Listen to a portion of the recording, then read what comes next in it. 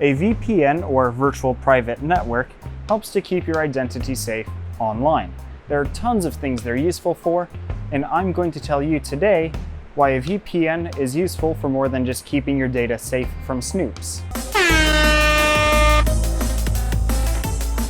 Should have seen that one coming.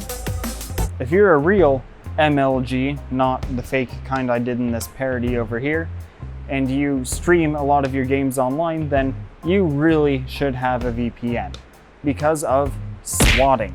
Swatting is the act of calling a SWAT team or the cops on someone, making up some lie, and sending them to someone's house to go harass them. A few deaths have resulted from this, and if your IP address is visible to the internet, then it's not too hard, necessarily, for someone to track that down and send the SWAT team to your house. This has happened before. So if you're going to be streaming regularly and you get your decent share of trolls, you should probably invest in a VPN so that it hides your IP address, which would be useful.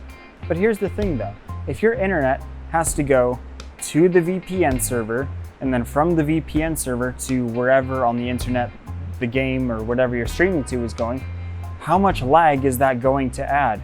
It's privacy, but at what cost? Well, just to get a quick test, I pinged 10 different websites, including my own internet service provider, to see how the VPN would cope with going through the VPN server and then back to my ISP. And actually, the difference between using the VPN and not using the VPN was basically identical. And I also tested Rocket League, an esports title where lag actually matters. Because if you don't have lag, who can you blame but yourself? We're gamers, we'll find someone. But essentially what I did is I did 5 rounds with the VPN on and 5 rounds with the VPN off. And if we just look at the average ping times that I checked every minute throughout the match, it's basically the same. Maybe a 4 millisecond difference offset, but that's about it. And considering if you have a high refresh rate monitor, the lag that you get from using a VPN doesn't compare to just 1 frame per second at 144 Hertz anyway.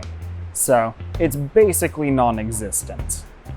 Now there was one match where I wasn't too sure if the VPN was giving lag or not, and it was of course the first match when I turned on the VPN, but turns out it was just those other players I was playing with. They got disconnected for timing out to the server, new players replaced them, and everything was all hunky-dory.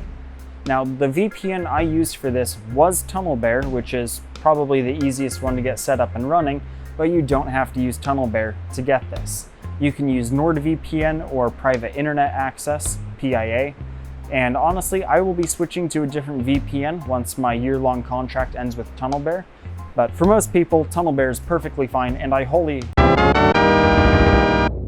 wholeheartedly recommend it. It is a very good VPN, does exactly what it's supposed to, lots of good features. I can see why other people have recommended it in the past, and I will recommend it to gamers at this time. So hopefully you found this video super useful. If you found this video, send me a like and not a SWAT team, please. That would be bad.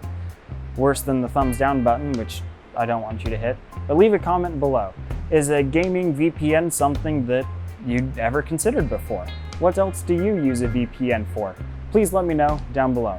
And if it's something weird, please don't confess to that on my YouTube page because I don't want to have to hand in my login to the feds. So, yeah.